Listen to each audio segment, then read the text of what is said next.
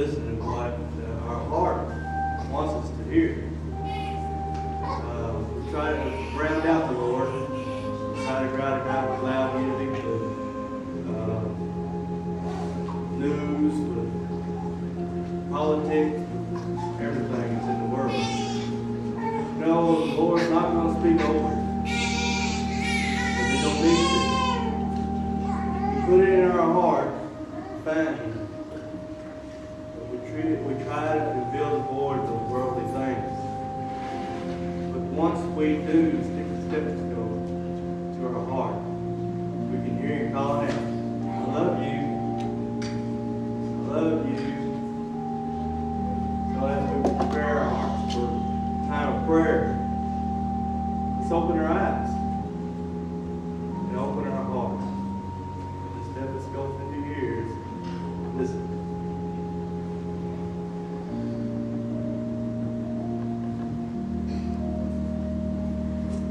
Open our eyes, Lord. We want to see Jesus,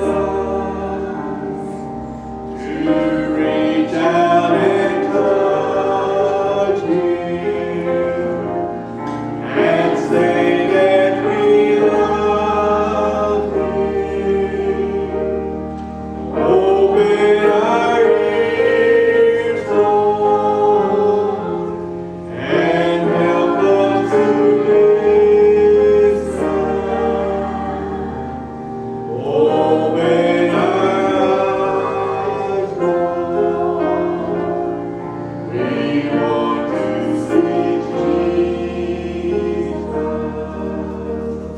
Let's change we with I. Let's make it a little bit more. Open our eyes, Lord. I want to see Jesus, to reach out and touch You, and say that I love You. Open my ears, Lord, and help me to listen. Open my eyes, Lord. I want to see Jesus.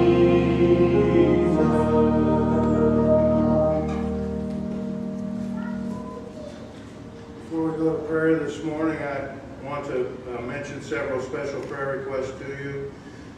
First of all, I want to do something I've been requested to do by Brother Larry. I talked to him not long after he got home from the hospital yesterday. He got home about 3:30 from the hospital yesterday. And he asked me specifically to express to you his thanks for your continued prayers for him. He believes that it is the prayers of God's people that have brought him through this so successfully, and he is doing very, very well.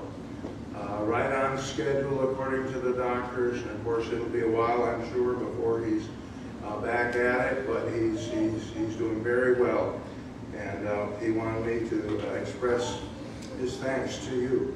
My daughter Tracy is also home from the hospital. She plans on going back to work tomorrow. That's almost against medical advice, but she's stubborn. I don't know where she gets that from.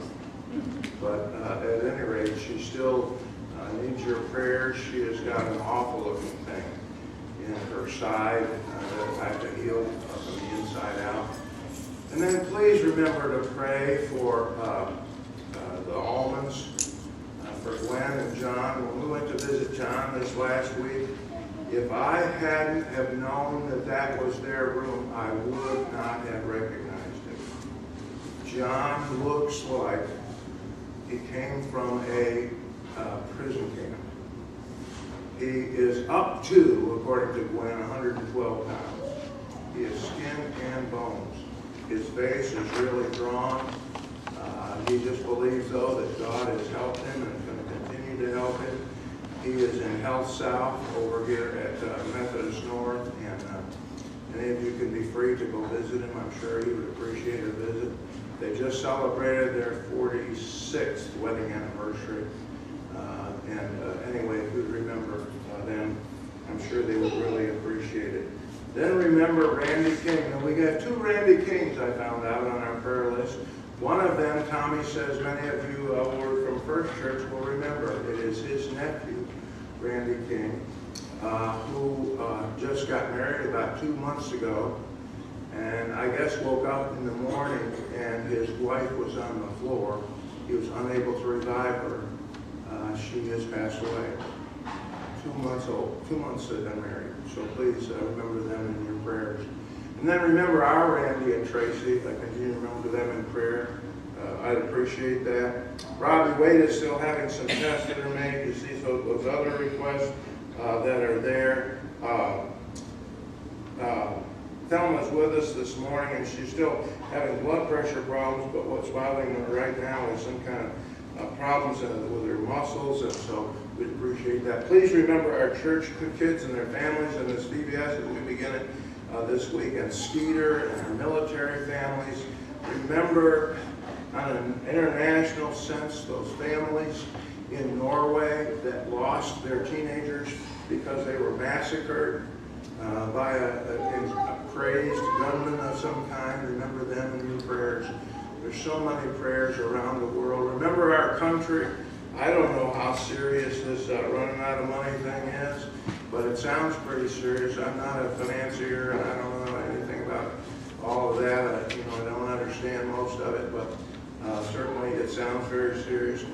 We need to remember our nation during this time. We need to remember the whole nation in regard to the drought that is being experienced.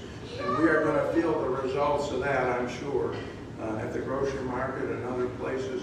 I saw a video the other day on Houston, Texas, at what used to be some kind of a lake park or whatever. And they had a water slide that used to go down into the water that now empties into nothing but a dry dust pit. And boats that are just simply moored in the dirt and the mud and the dust because, and the cattle that are dying, and the farmers are having to auction off the cattle because they can't afford to feed them and because they don't have water, and on it goes. And so people are going to suffer financially and other ways, and so we need to remember our nation in that regard. So I'm going to ask if the ladies would play that song through the beautiful little chorus one more time. Open our eyes, Lord. And I'm going to come down here to the altar, and I'll try to do it without falling down, and invite you to come.